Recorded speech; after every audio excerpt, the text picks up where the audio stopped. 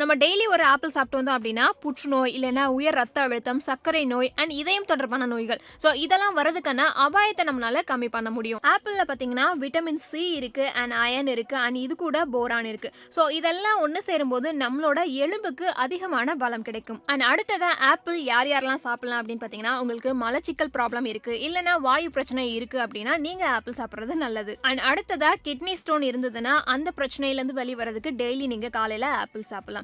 And apple சாப்பிட்றது என்ன ஆகும் அப்படின்னு பார்த்தீங்கன்னா, வயசாகிடுச்சுன்னா நம்ம மூளையில் ஏற்படுற பாதிப்புலேருந்து வெளியில் வரதுக்குமே ஆப்பிள் ஹெல்ப் பண்ணும். அண்ட் அடுத்ததாக பார்த்தீங்கன்னா, ஆப்பிளில் நார்ச்சத்து அதிகமாக இருக்குது. ஸோ உங்களுக்கு செரிமான பிரச்சனைகள் ஏதாவது வந்தால் அதுலேருந்து வெளியில் வரதுக்கும் ஆப்பிளில் இருக்க நார்ச்சத்து நம்மளோட பற்களை வந்து ரொம்பவே பலமாக வச்சிருக்கிறதுக்குமே ஹெல்ப் பண்ணும். அண்ட் இது மட்டும் இல்லாமல் நீங்கள் ஆப்பிளை ரெகுலராக எடுத்துகிட்டு வரும்போது உங்களுக்கு கேன்சர் வர்றதுக்கான வாய்ப்புகள் ரொம்பவே கம்மியாக இருக்கும். அண்ட் ரெகுலராக நீங்கள் இந்த மாதிரி ஆப்பிள் எடுத்துக்கிறதுனால டைப் 2 டயபெட்டிஸ் வரதுக்கான வாய்ப்புகள் கம்மியாக இருக்குது. And apple